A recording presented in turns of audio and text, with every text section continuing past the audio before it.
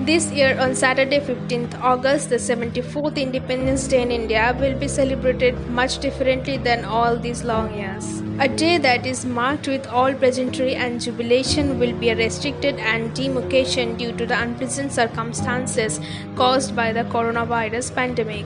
The occasion will witness a trimmed list of dignitaries, police in PPE, seating arrangements will be different with chairs instead of rugs and no participation of school's children. In the morning, a guard of honor will be addressed to the PM Narendra Modi by the armed forces and the Delhi police at the Red Fort. Then will be the unfurling of national flag, followed by the firing of the 21-gun salute. In the afternoon at the Rashtrapati Bhavan, the at-home function will be held in which the light will be thrown on the Corona warriors of India. In the program, the medical professionals and prominent figures of health sectors will be presented. Around the Red Fort, about 4,000 security personnel including the elite SWAT commandos, NSG snipers and kite catchers will be stationed and they will position themselves adherent to the social distancing norms.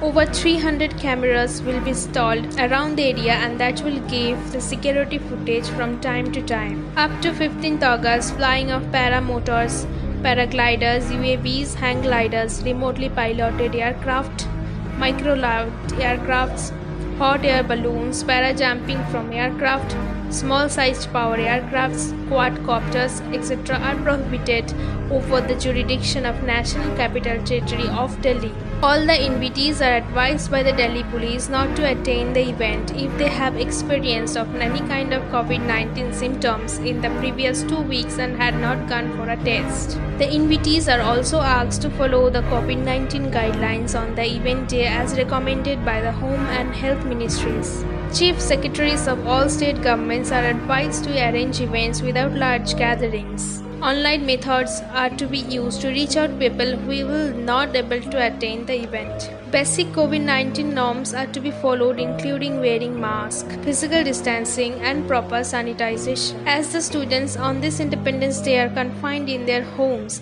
due to the closure of schools, the Home Ministry had also suggested some fun activities that can employ the students as well as entertain them throughout the day, and those includes planting of trees, online quiz contest, patriotic essay writing, poetry competitions, inter-school and inter-college debates, singing patriotic songs, delivering patriotic speech, online campaign by NSS and NYKS on patriotic themes, thematic webinars, etc.